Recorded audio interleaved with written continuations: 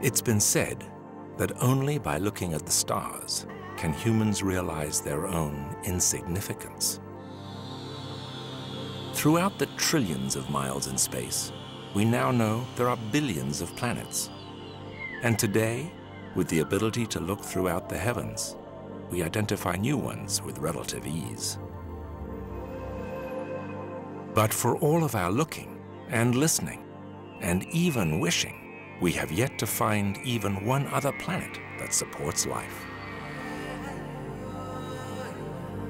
So Earth is not only our home, it is the only home we are ever likely to have. At 6 billion years, the Earth is considered a relatively young planet. So what then would you call humans, who have been here for a mere 3 million? Truth is, many species on our planet are less than 3 million years old. Why is this important? Because it is now estimated that climate change is about to make the Earth hotter than it's been in over 3 million years. Which means that very few species on Earth may be ready for what's coming. We no longer wonder if the climate is changing.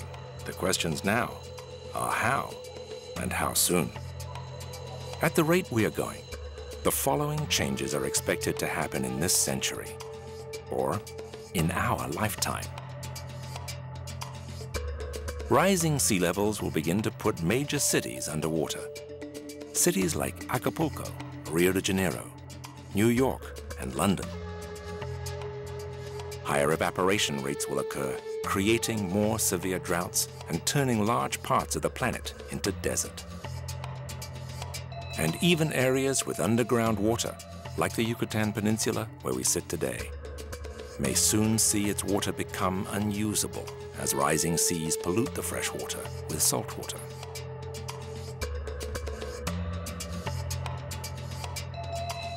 But perhaps the most frightening dynamic of global warming is the recent learning that the worse it gets, the faster it gets even worse. Climate change builds upon itself.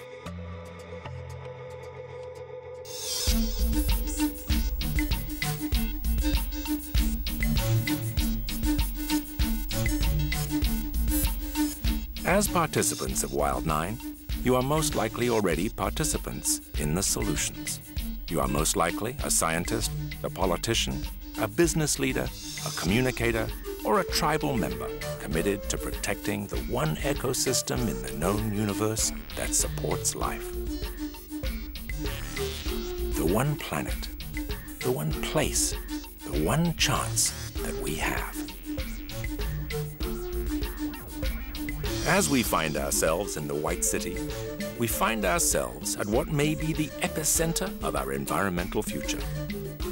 4 of the 5 countries with the greatest biodiversity are in Latin America, along with 600 million people, the Amazon basin, immense rainforests, and critical marine habitat.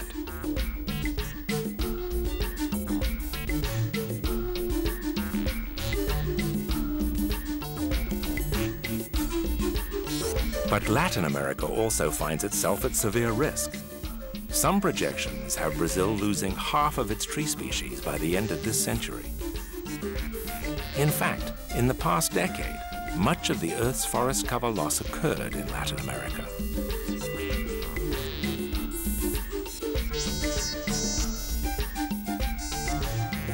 And here in the Yucatan, we are surrounded by reminders of what happens when an environment collapses. The last time, it took one of history's greatest and most influential civilizations with it. But today, the issue is not local, it's global. Wild nature, wilderness, is a very significant factor in helping life adapt to the effects of climate change. It can provide critical connectivity between islands of natural habitat, safe havens for flora and fauna upon which our future may depend. And it also provides insurance against the unknown effects of climate change. How much habitat, where, and at what elevation.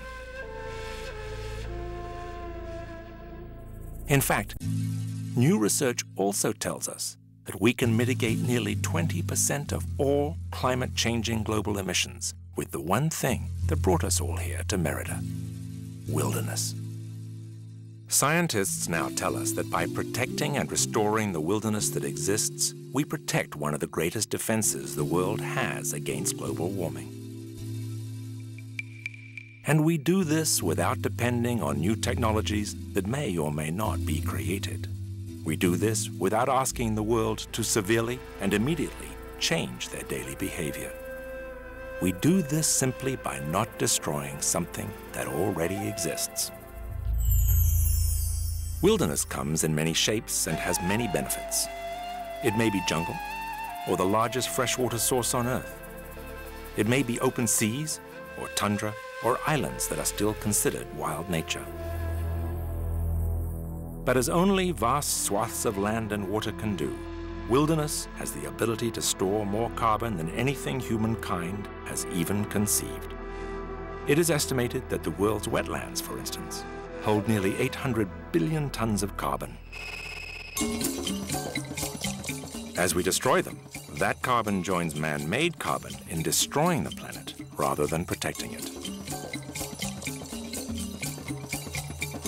The Industrial Revolution may have put carbon into our atmosphere at unprecedented levels, but our destruction of wilderness has been responsible for nearly 1/4 of the damage. So destroying wilderness does more than release dangerous levels of carbon into the air. It destroys nature's ability to store the carbon being emitted every day by 6.5 billion people. It is estimated that 1 hectare of a healthy, mature forest can store 13,000 tons of carbon dioxide, the same as taking 2,000 cars off the road. 1 square hectare.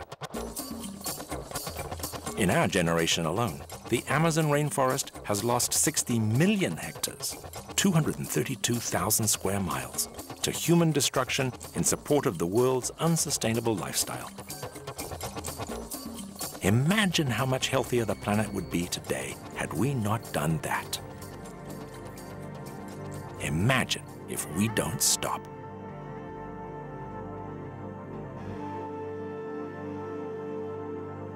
Or imagine the immense power of those of us at Wild 9 to harness wilderness as perhaps the greatest defense against climate change. As you look around, as you talk and listen and meet new partners in science, in government, in business, in the media, in the public, think about the profound power that exists here. Welcome to Wild 9. 2009's most important Congress devoted to the protection and restoration of the planet's wilderness. Together, we can not only make a difference, we can make all the difference in the world.